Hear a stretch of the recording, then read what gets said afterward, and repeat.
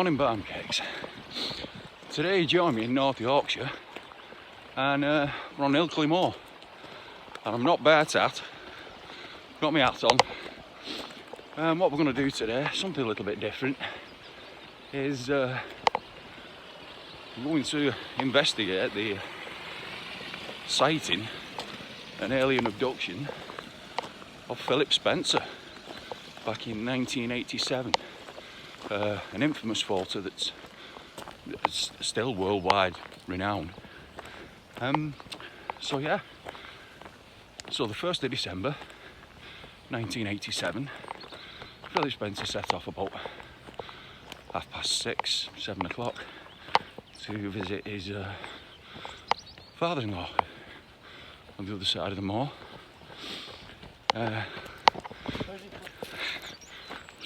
Early morning runner. So we've made this trip many times before, and as we're making our way up here, this would have been the road that he'd taken. He encountered something in a little gully, and to this day it still remained a mystery as to what it was. So what I'll do, I'll get a bit further up, we'll talk a little bit more. See you in a bit.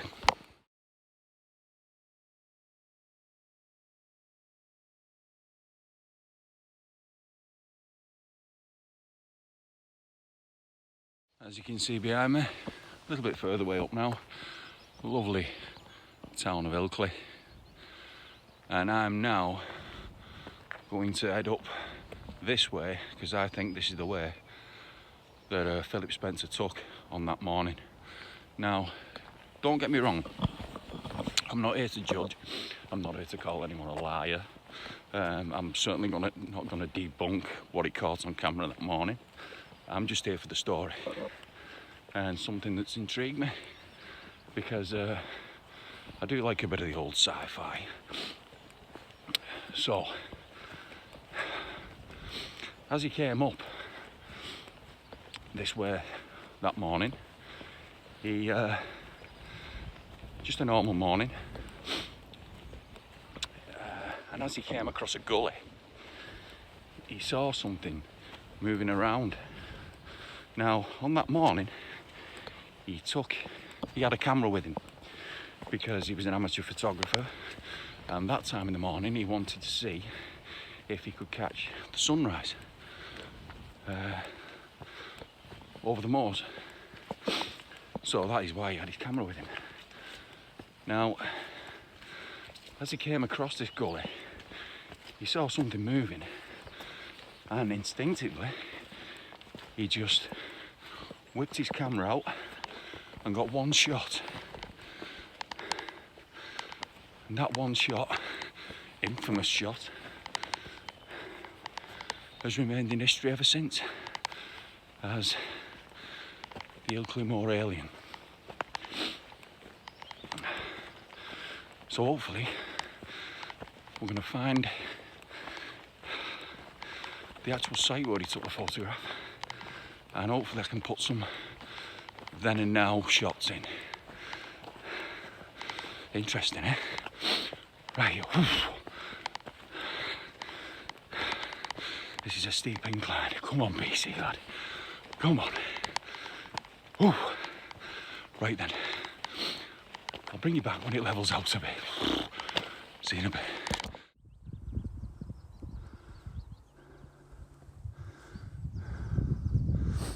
So, barm cakes. In between that clearing is where Philip Spencer would have made his way on that morning, and it's just beyond that ridge. So it doesn't look like a steep incline on film, but believe me, that's a walk. So let's get on with it. You better give this a like. Oh, I've literally just trudged all the way upward. Doesn't look like much, but believe me. Right, so I'm going to head off in this direction As you can see, we're right in the middle of the clearing of the trees. I've got to get up beyond that ridge to get to the photo site. So,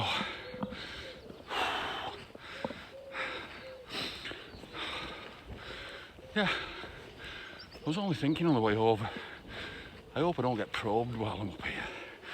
Just imagine how that phone call would go in the morning. Yeah, sorry, I can't come in today. Oh, why is that? Well, you won't believe this, but I was up Ilkley Moor. Yeah, sure. It's alright. I'm going to follow this trail. A little bit more of an incline, and we should nearly be there then. Then we'll stop for a drink.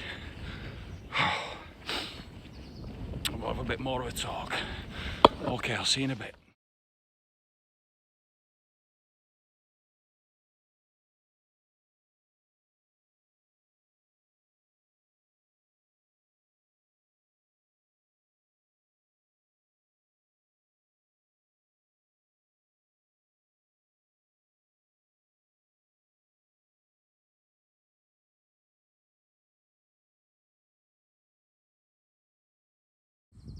Ladies, gentlemen and barm cakes, the actual site of the world famous picture of the Ilkley Moor alien. Right here in this gully, the alien would have been stood about here.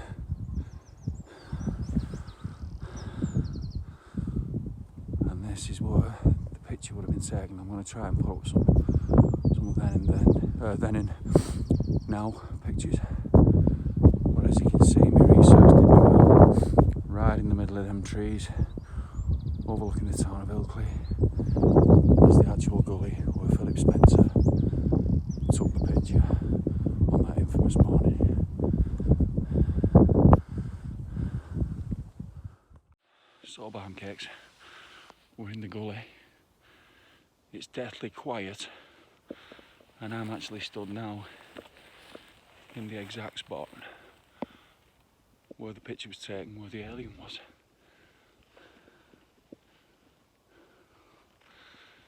It's weird to be here. Weird. Now, on taking this picture, I'll tell you what, let's have a sit down in this infamous spot. Now, on taking this picture, well, first off, start from the beginning. He come across the mouth of the gully and saw something moving around, and as he looked, he saw what he described as a creature about 4 foot tall with big eyes, long arms, and as he came closer, it actually put its hand up as if to say, don't come any closer. So when he shouted, it scurried off into this direction. So on following it, he come across the top of that little ridge, and he said what he saw was a silver domed aircraft, flying saucer. He was too shocked to get his camera out at that point, but he said it took off and shot up straight into the sky so quick that he didn't even have a chance to get his camera out. So what we'll do, we'll go up and have a little look and see if there's any wreckage. Okay, let's go. So then, barm cakes, we're on top of that gully, down there. Let's have a look.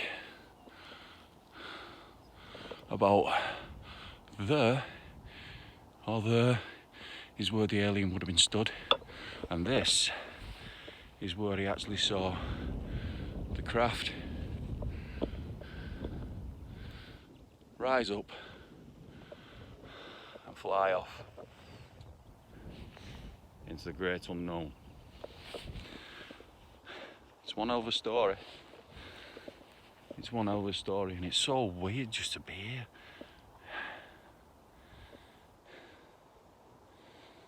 It's really good. It's really good.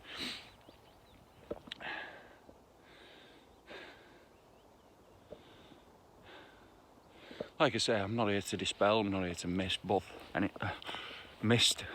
bust. Yeah. I'm just here for the story, and whether it's true, whether it's false, I don't care. I think life needs little stories like that. Just little stories. Loch Ness Monster, you know what I mean, Bigfoot. Whether they're true or not, who knows, but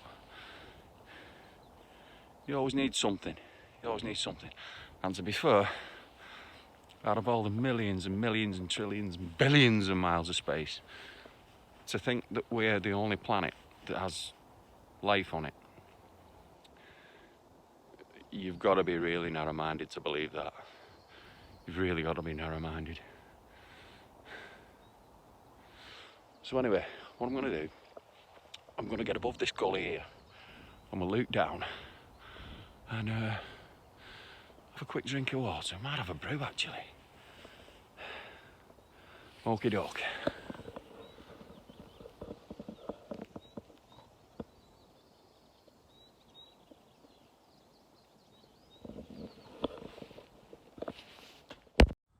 So here we are now, above that gully.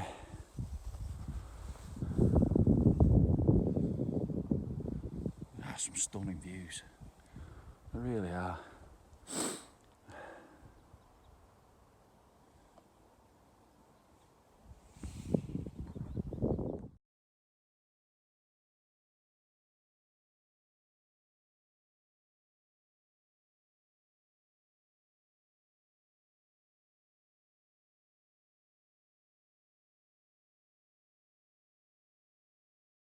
So, bam caps. The story doesn't end there. Oh no. Basically, after he came to on the moor, he got to his father-in-law's in the neighbouring village, and as he got to the village, he noticed that all the clocks in the village and the clocks in his father-in-law's house were all an hour forward. Now, what happened?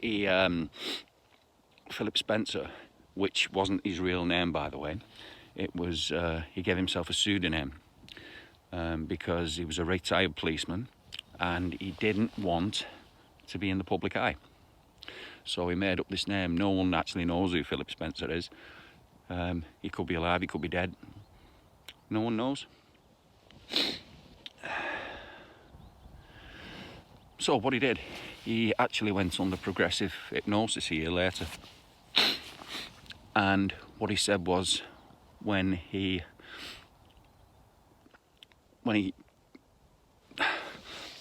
followed the creature up here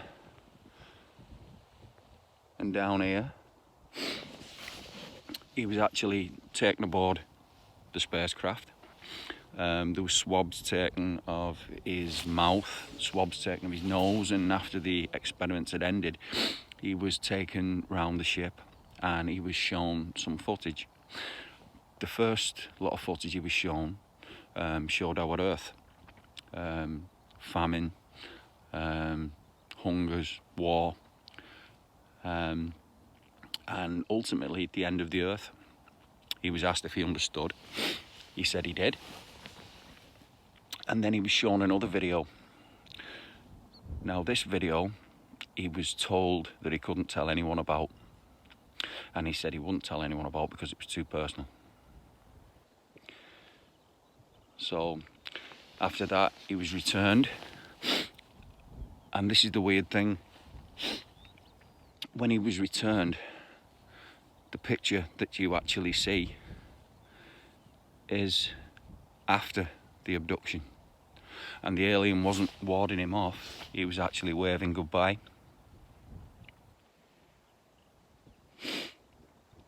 And that's where he lost his hour. What a story, man. What a story. And it's just great to be here at this infamous spot. Like I say, you can read up a bit more on it. It's all over the internet. I'm just whizzing through the story. But I'm glad I come here. it was worth the hour and 3/4 drive, you know what I mean? But yeah. So what I'm going to do, I'm going to have a quick drink, and we'll just have a quick look round, and then we'll head back. So I'll see you in a little bit.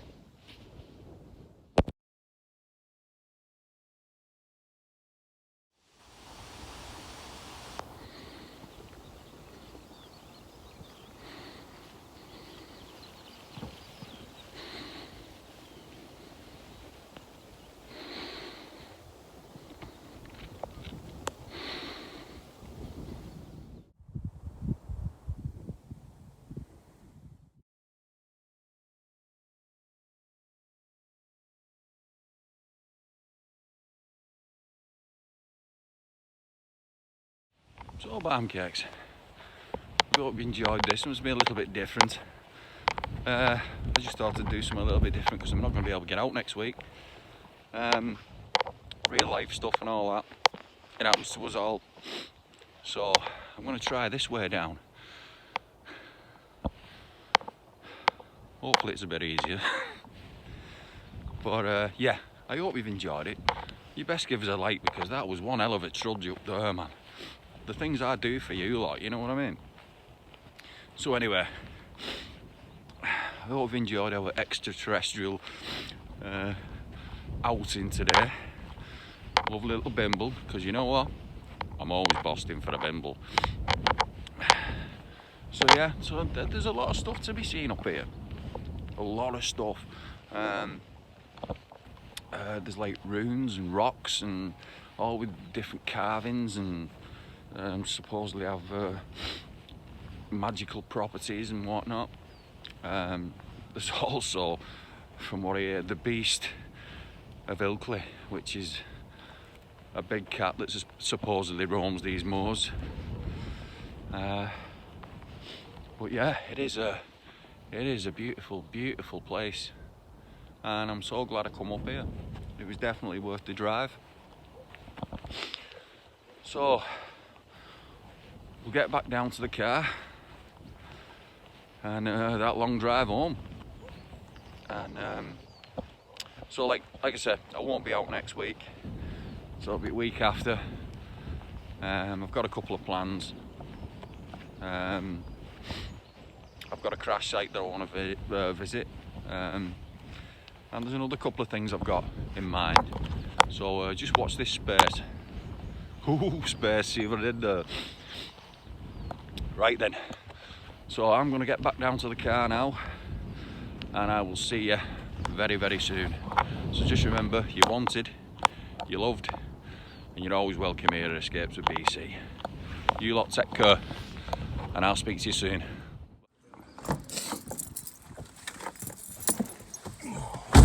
Oh, that's a bit tender, that. Right, let's get off. With it being just about 9 o'clock. What the